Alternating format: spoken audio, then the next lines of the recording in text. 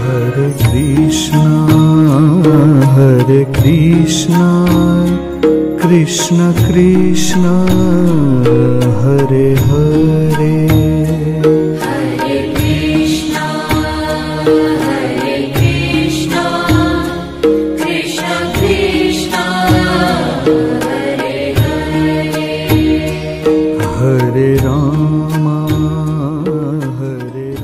মায়াপুর আমি আপনি সকলের কাছেই অত্যন্ত পরিচিত একটি জায়গা এই মায়াপুর। তাই শীত হোক বা গ্রীষ্ম, দেশ বিদেশ থেকে আজও হাজারো মানুষের সমাগম দেখা যায় এখানে। তাই আজকের পর্ব কোনো ভিন দেশ বা বিদেশ নয়, কিন্তু আমাদের সকলের পরিচিত মায়াপুর। আজকের পর্বে শুধু মায়াপুর নয়, থাকছে অতি পরিচিত নবদ্বীপের কিছু দর্শনীয় স্থান। আজকের পর্বে আমরা তোমাদেরকে দেখাবো একদিনে কি করে তোমরা নবদ্বীপ এবং মায়াপুর কভার করবে, কোথায় থাকবে, কিভাবে তোমরা খাওয়া দাওয়া করবে এবং কোথায় ঘুরবে এবং কখন সন্ধ্যা আরতি দেখবে। তাই আজকের পর্বটি যেন না মিস করা হয়। তাহলে শুরু করা যাক আজকের পর্ব। আমরা শুরু করি সকাল 5:38 হাওড়া কাটোয়া লোকাল ধরে।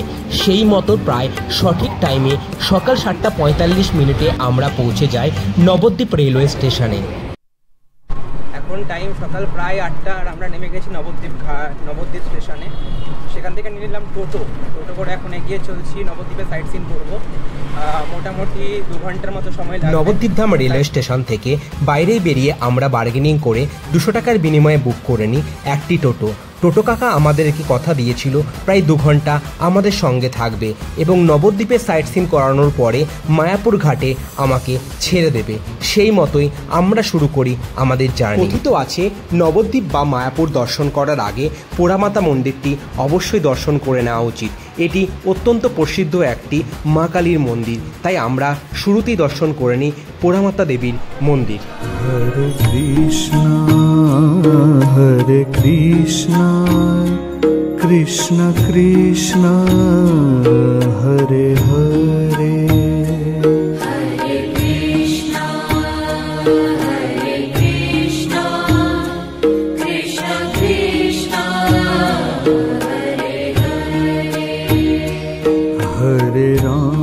বলদেব মন্দির নবদ্বীপের অত্যন্ত প্রসিদ্ধ একটি মন্দির, যা ভগবান বলরামকে উৎসর্গিত করা হয়। এই মন্দিরে জন্মাষ্টমী এবং বলরাম জয়ন্তীতে অনেক বড় উৎসব অনুষ্ঠিত হয়। বলদেব মন্দির 2020 সালে পশ্চিমবঙ্গ হেরিটেজ কমিশন দ্বারা ঐতিহ্যশালী সম্পদ রূপে ঘোষিত হয়েছে।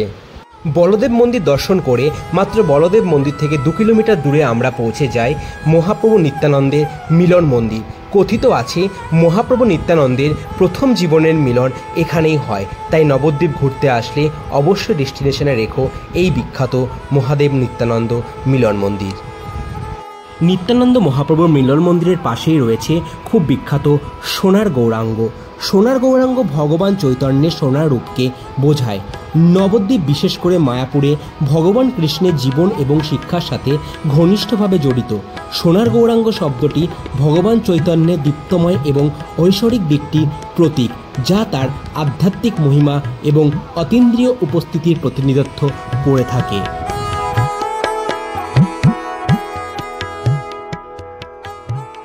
সোনার গৌরাঙ্গ দেখার পরে আমরা পৌঁছে গেলাম নবদ্বীপের অত্যন্ত পরিচিত একটি জায়গা, যেখানে গেলে তোমরা দেখতে পেয়ে যাবে শ্রী চৈতন্য দেবের পাদুকা এবং দেখতে পেয়ে যাবে চৈতন্য মহাপ্রভুর সমাধি। চৈতন্য মহাপ্রভুর সমাধি হল ভক্তি আন্দোলনের একজন শ্রদ্ধেয় সাধক এবং আধ্যাত্মিক নেতা।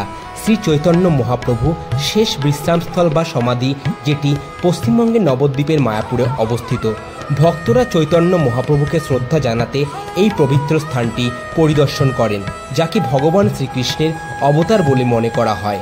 সমাধি হল তীর্থযাত্রা এবং প্রার্থনা স্থান, যা সারা বিশ্বের ভক্তদের আজও আকৃষ্ট করে। তাই নবদ্বীপে ঘুরতে আসলে অবশ্যই এই জায়গাটি দর্শন করুন।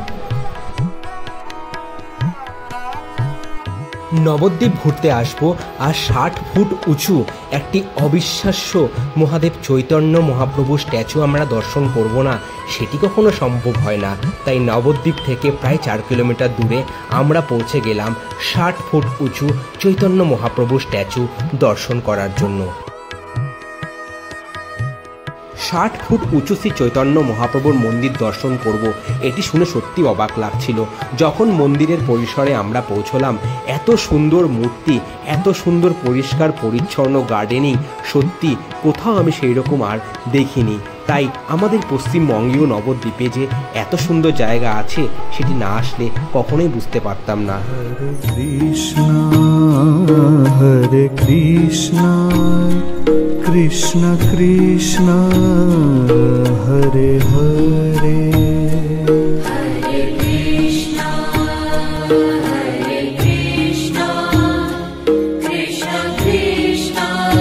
আমরা প্রত্যেকেই ভগবান শ্রীকৃষ্ণের জন্মস্থান দেখার জন্য মথুরাতে ছুটে যাই, কিন্তু ভগবান শ্রীকৃষ্ণের অবতার মহাদেব চৈতন্য দেবের জন্মস্থান রয়েছে এই নবদ্বীপেই। তাই সেটা দেখব না, সেটা কি কখনো হয়? তাই ভগবান চৈতন্যের জন্মস্থান দেখার জন্য আমরা চলে আসলাম নবদ্বীপের এই বিখ্যাত জায়গায়।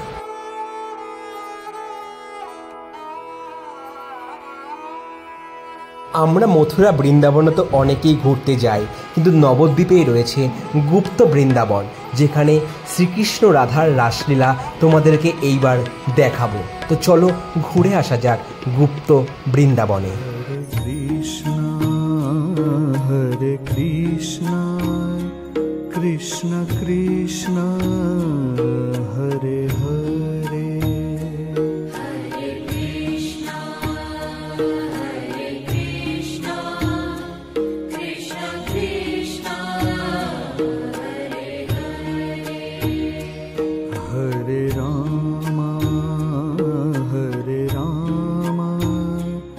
রাম রাম হরে হরে।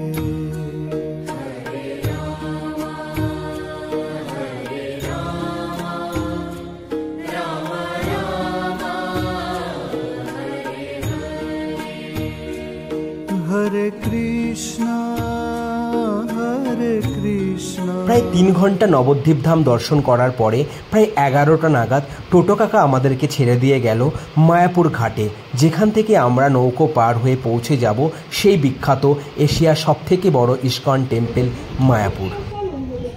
দূরে দেখতে পাচ্ছ, এটা হচ্ছে ইস্কন মন্দির, আর এটা হচ্ছে গঙ্গা মানে ভাগীরথী। আর ওই দিক থেকে যে লঞ্চ নৌকাগুলো আসতে দেখতে পাচ্ছ, ওই দিক থেকে ওইটা হচ্ছে সঙ্গম, ওটা হচ্ছে জলঙ্গি নদী গঙ্গার সাথে এসে মিলছে।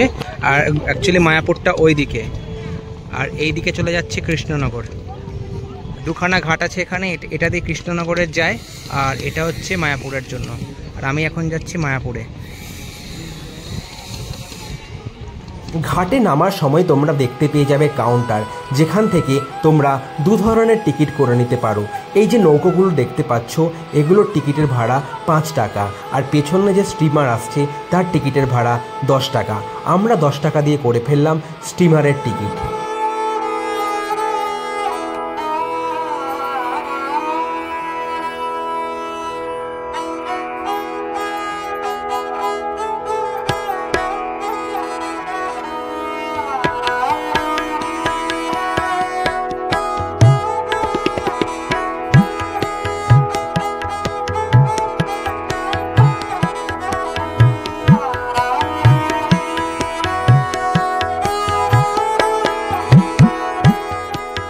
প্রায় 20 মিনিটের মধ্যে আমরা পৌঁছে গেলাম মায়াপুর ঘাটে। মায়াপুর ঘাট থেকে জাস্ট 2 মিনিট হাঁটলেই তোমরা পেয়ে যাবে বাস, এবং তোমরা টোটোও পেয়ে যেতে পারো। টোটো ভাড়া অনেকটাই চেয়েছিল, তাই আমরা মাত্র 10 টাকার বিনিময়ে বাস ধরে নেমে গেলাম একদম মায়াপুর ইস্কন মন্দিরের সামনেই। ঘাট থেকে মায়াপুর ইস্কন মন্দিরের দূরত্ব মাত্র 3 কিলোমিটার। তোমরা যদি হেঁটে যেতে পারো তাহলে খুব ভালো হয়, কারণ এই রুটেই রয়েছে অনেক ভালো ভালো দেখার মতন সুন্দর সুন্দর মন্দির। তাই তোমরা প্রত্যেকটা মন্দির ভিজিট করে পৌঁছে যেতে পারো মায়াপুর ইস্কন মন্দিরে। আজকে কোনো উত্তরাখণ্ড নয়, কোনো হরিদ্বার নয়, কোনো বেনারস নয়, আজকে আমরা রয়েছি সেই বৃন্দাবন আর মথুরার মতনই একটি জায়গা, এশিয়ার সবথেকে বড় ইস্কন টেম্পল, যার নাম মায়াপুর। চলো তোমরা আমাদের সাথে ঘুরে নাও এত সুন্দর মায়াপুরে। হরে কৃষ্ণ হরে কৃষ্ণ কৃষ্ণ কৃষ্ণ। দেখো সারা বছরে কিন্তু মায়াপুরে আসা যায়, তো এই মায়াপুরে আসার বেস্ট টাইম হচ্ছে মার্চ মাস পর্যন্ত। ঠান্ডার সময় আসলে বেশ ভালো লাগবে ঘুরতে, বাট এখন আজকের ওয়েদারটা খুবই ভালো। আজকের ডেটটা হচ্ছে 4th of মে মাসে মায়াপুর ঘুরছি, তবু ভালো লাগছে, বুঝতেই পারছো। আর এই নতুন মন্দিরটা তোমরা একবার দেখো, এই মন্দিরটা এখনও কিন্তু কাজ চলছে, খুব তাড়াতাড়ি এটা উদ্বোধন হওয়ার কথা আছে। অনেক বড় প্রজেক্ট চলছে এই মন্দিরটায়। আর এটা হচ্ছে অ্যাকচুয়ালি মেন মন্দির। জাস্ট পুকুরটা দেখো একবার। সেই ছোটোবেলায় আমি মায়াপুর এসেছিলাম যখন আমার 2-3 বছর বয়স, মা বাবার সাথে, আর আসা হয়নি, তাই খুব মজা লাগছে। ছোটোবেলার সেই স্মৃতিগুলো তো কিছু মনে নেই, বাড়িতে বাবা মা বলতে মায়াপুর গেছিলাম তোকে নিয়ে, জাস্ট এই স্মৃতিগুলো এখন দেখছি শুধুমাত্র। দারুণ লাগে না ছোটোবেলার অনুভূতি? যে যা বলো, ওই ছোটোবেলার অনুভূতির একটা আলাদাই মজা।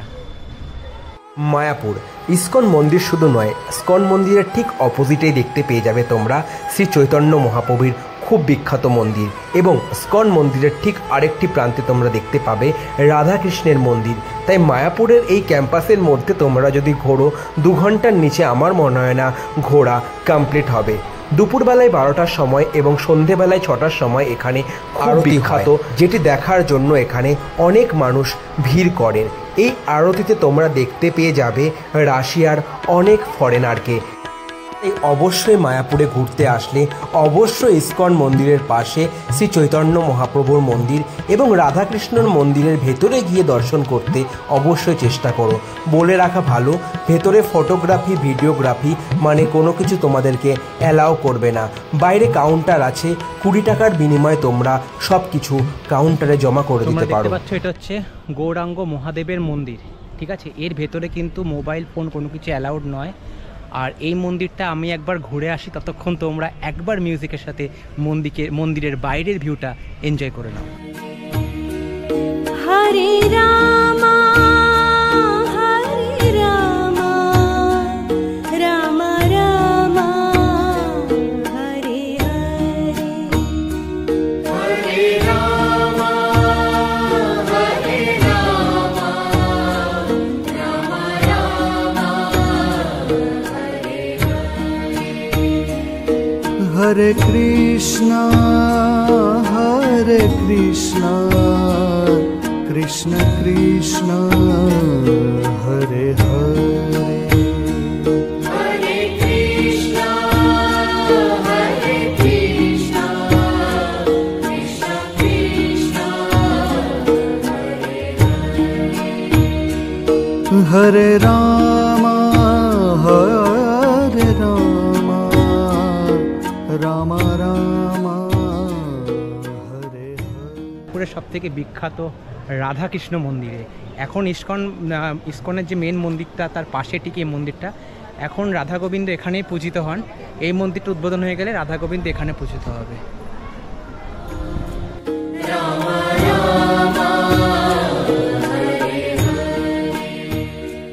তোমাদেরকে একটা জিনিস দেখাই, এটা হচ্ছে রাধা গোবিন্দ মন্দির, রাধাকৃষ্ণ যেখানে পূজা হয়।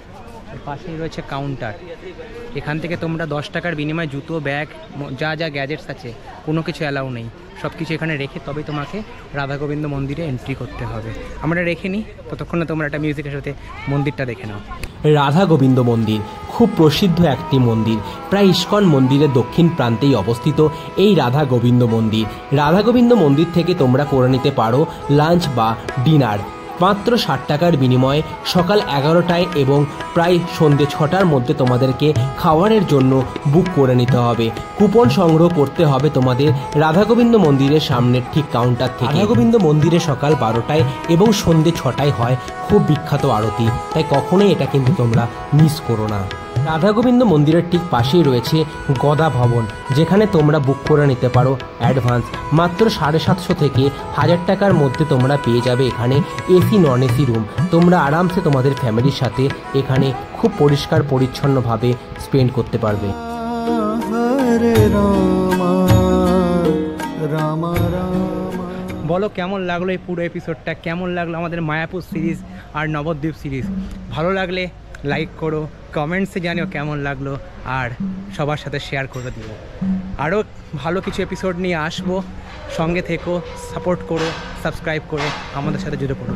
ততক্ষণের জন্য ভালো থেকো, tata, bye, take care, good night from Mayapur. Hare Krishna Krishna Krishna Hare Hare Hare